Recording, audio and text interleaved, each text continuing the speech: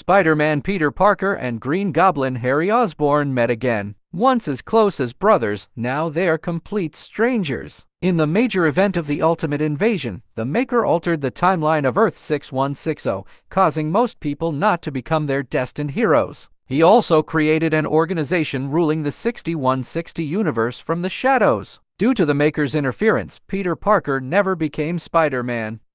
Living as an ordinary person until 35, he not only has a happy family with children but also a beautiful wife, Mary Jane, and Uncle Ben. However, through Tony Stark, Peter learned the truth and chose to bear his destiny, becoming Spider-Man to lead the world forward. Meanwhile, the hero known as Green Goblin has been trying to kill Gold Coin. Spider-Man teamed up with the Green Goblin to defeat the Maker's enforcer, then discovered that the Green Goblin was actually the renowned Harry Osborn. Enjoy your Wellington steak, cheese lobster, wine-marinated foie gras, vanilla snails, and truffle tuna. The wonderful story will continue soon. Tonight, the moonlight is perfect, with a gentle breeze bringing some coolness. A uniquely decorated restaurant is brightly lit and open for business. Peter Parker and Mary Jane are both dressed up for the occasion. Peter is taking Mary Jane to meet a friend. Clearly, it has been a while since they dressed up this nicely, making it an enjoyable experience. Mary Jane agreed with Peter, adjusting his clothes and smiling. "You look handsome." Peter proudly looked at Mary Jane, replying, "With someone as beautiful as you by my side, I can't afford to embarrass you." Just then, they heard a familiar voice and saw Harry Osborn, the head of Osborn Group, approaching and apologizing for being late. Peter warmly shook Harry's hand and asked how he had been. Harry said he was doing well and asked Peter if he liked the restaurant. Peter felt annoyed, recalling how he was initially stopped at the door until he mentioned Harry's name. Harry understood Peter's feelings, acknowledging that the restaurant staff could be unpleasant. Peter was surprised that Harry felt the same way. Their chat ended, and Harry asked if Peter wanted a drink. Peter replied that he needed more than one drink, then introduced Mary Jane as his wife. In the 6160 universe, Harry Osborn, Mary Jane, and Peter were previously unacquainted. Peter's fate changed when he was not bitten by the radioactive spider, leading him to meet Mary Jane early and build a happy family. Consequently, he never met Harry Osborn. Harry inherited his family business after his father, Norman Osborn, died in an attack. It wasn't until recently that Green Goblin and Spider-Man, Peter, met and then arranged to dine together at this restaurant. Mary Jane greeted Harry confidently. After meeting Mary Jane, Harry began his performance. "What a beauty! No wonder Peter is so enchanted by you. He can't stop talking about you." Mary Jane smiled and asked, "Is he talking about our love story or my work?" Harry praised Mary Jane for balancing family and career, which delighted her. She proudly agreed that she worked hard at everything. Harry continued his charming compliments,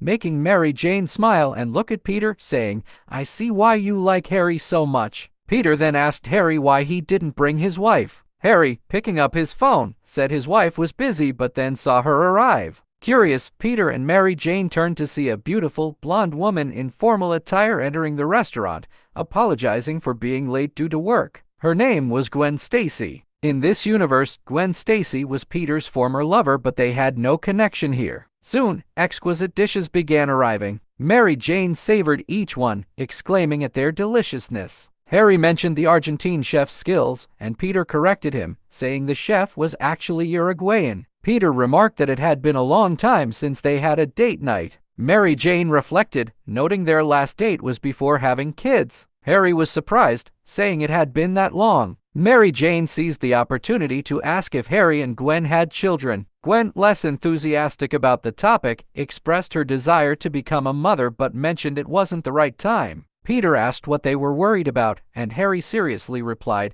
"Our current world."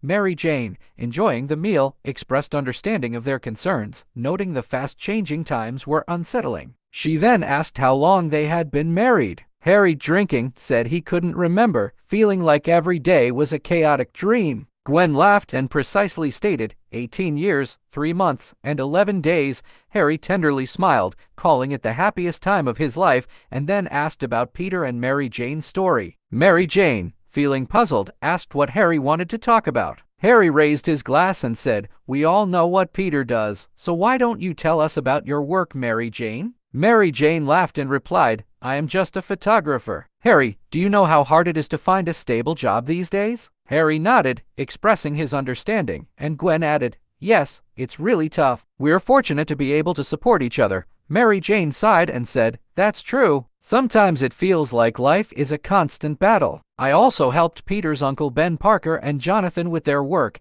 They're creating their own news company, and I helped them name the company Z News. Cut to Peter Parker's apartment building. In Peter's home, Ben and Jonathan are sitting on the couch chatting and drinking. Jonathan says, "I can't believe he named our company Z News. I mean, we're doing online news, not print. And he names it this way. It's like he's mocking me." Ben thought that Jonathan came here late at night to say this. Apparently, Mary Jane's term may be superpower. At this time, Peter's eldest son Richard looked at the book, interjected saying that, in fact, the word contains meaning news and superpower. Jonathan said that the name of the news sounds like playing smart. He doesn't like this kind of thing very much, but Ben thinks this approach is very close to the people, but Jonathan feels embarrassed about this smart approach. At this time, little Mai, who had been playing aside, spoke up. "Jonathan, when did the uncle leave?" Clearly little Mai doesn't like Jonathan very much. The perspective returns to Harry Peter's group dining restaurant. Harry finds the name of paper news very interesting. He joked and said, "My life needs more paper news." Gwen immediately stopped Harry's words. "Too rude." Harry immediately turned to Mary Jane. But Harry felt that in the news race it's harder to share a cup. Peter, who was eating heavily, was stunned. He immediately became interested in Harry's words.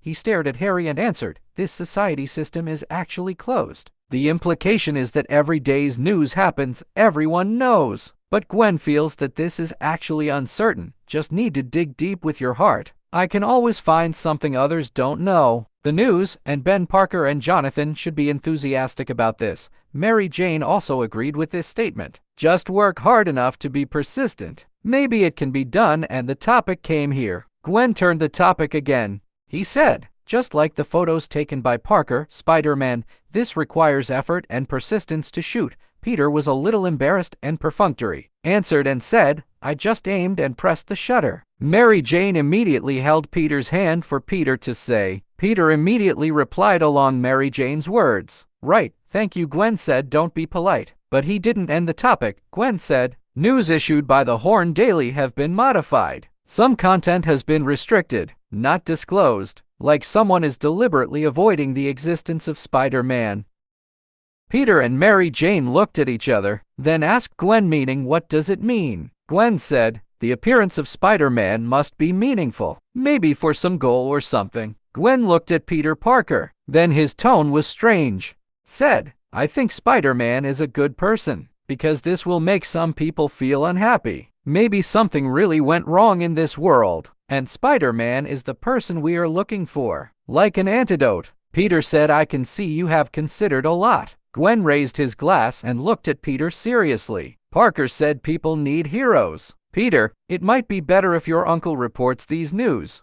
People can see heroes and truths from newspapers." Peter replied to Gwen, "But I work for the Horn Daily." Gwen replied to Peter seriously, "Your attitude always disappoints me." Peter was surprised by Gwen's words. He immediately frowned and looked at Harry for his program. Harry grinned at Gwen and said, "As the CEO of a billion-dollar company, be nice to the working people." But Harry choked on red wine, said that he actually agreed with what Gwen said. Gwen immediately wiped his mouth and apologized to Harry. "What I just said is my own thoughts," then proposed that he needed to go to the bathroom, and Mary Jane got up with Gwen. Mary Jane also turned around and said, "You two behave well, no fighting." So Peter awkwardly waved, watching Mary Jane leave. On the other hand, in Peter Parker's apartment, little Mai played all night, finally lay down and fell asleep. Richard said, "Little Mai really doesn't like Mr. Jonathan." Ben smiled and said, "Not many people like Jonathan's bad temper, but Richard thinks that his uncle and Jonathan are very cool." Ben thinks Richard proved the city is all because of love of reading.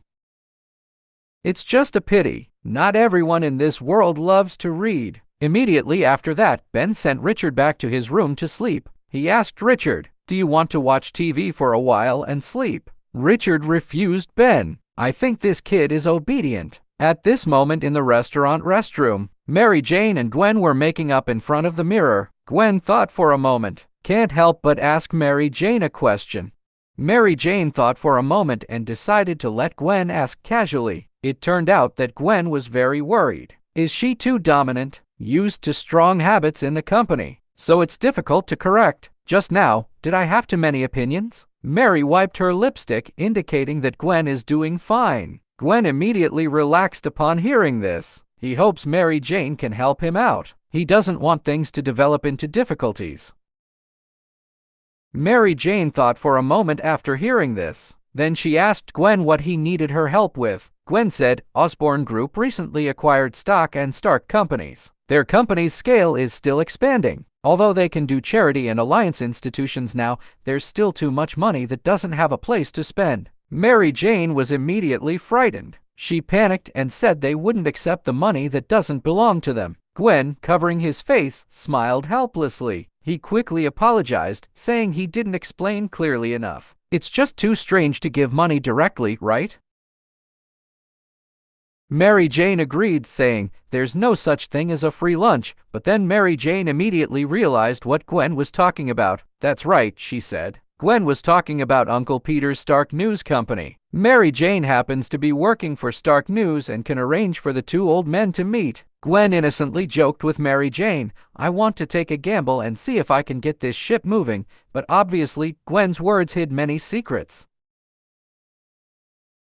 Meanwhile, in the restaurant, Harley stared at Peter with a mischievous smile. Peter was somewhat uneasy and asked Harley what he was smiling about. Harley pointed at Peter with his finger and said, I'm laughing at you. You didn't tell Mary Jane that you're Spider-Man, did you? Peter was surprised to hear this. He continued to ask how much Harley had told Gwen. Harley, picking up his wine glass and shaking it lightly, said, everything. Peter was truly shocked at this moment. It's up to you and me now, Peter. Peter, with a serious tone, asked Harry, what are we going to do? Harry replied without hesitation, to save the world. But upon hearing Harry say this, can you breathe a sigh of relief? He thought Harry was going to hurt him, and Harry just smiled without explaining further. Harry's reasoned response, Harry said, this is the first time in my life that I have done something I am good at. I know, Harry said, stopping bad people from doing bad things is definitely right, but the matter of saving the world you said is too big for me. Harry continued to pour himself a glass of red wine. Oh, I won't tell you how to do it, he said, but Peter is not someone I should control, nor is it something I can decide. These are decisions you have to make yourself, Harry said seriously, looking at Peter and continuing, but you must understand the direction of the development and what we are facing. Harry looked at the people eating in the restaurant behind him and said, these people, they play God, they manipulate the world. What's worse, we're all toys of these people, even manipulating the system, the entire system, including the whole world. Suddenly, Harry pointed at Peter and said seriously, word by word, but you're different, you have great power. Peter immediately followed Harry's gaze and continued to stare at Peter. He said that classic saying, the greater the ability, the greater the responsibility. This is a gift, but you must use it correctly. After hearing Harry's words, Peter's heart was mixed. After a while, Peter and Mary Jane finished dinner and walked back on the way. Peter smiled and asked Mary Jane how Harry and Gwen were doing. Mary Jane said people were fine, just a bit terrifying. Peter saw Mary Jane hesitate for a moment, so he helped her say something terrible. Mary Jane said yes.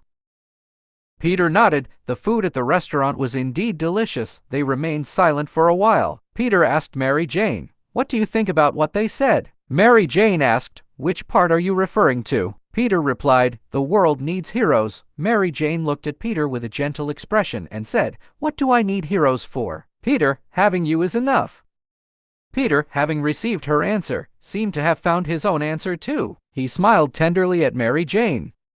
Later, Peter and Mary Jane walked back home, arm in arm, under the moonlight, heading towards their cozy little home. His name is Peter Parker, the happiest Spider-Man. Alright, that concludes the entire content of this video. Beyond chatting or chatting, can you still read the whole book? In addition to chatting, there is also the genuine love for Spider-Man. And in this episode, Harry's conversation with Gwen buried too much information, as well as Uncle Ben and Jonathan's executive text. Also set the stage for the story development. Then Peter will continue to choose between family and saving the world. Let's continue to wait and see in the next issue. Alright, that concludes the entire content of this video. If you like this video, please like, subscribe, and follow to support it. Every like, follow, and comment from you is my motivation to move forward. Please, this is really important to me. So, see you soon in our next video.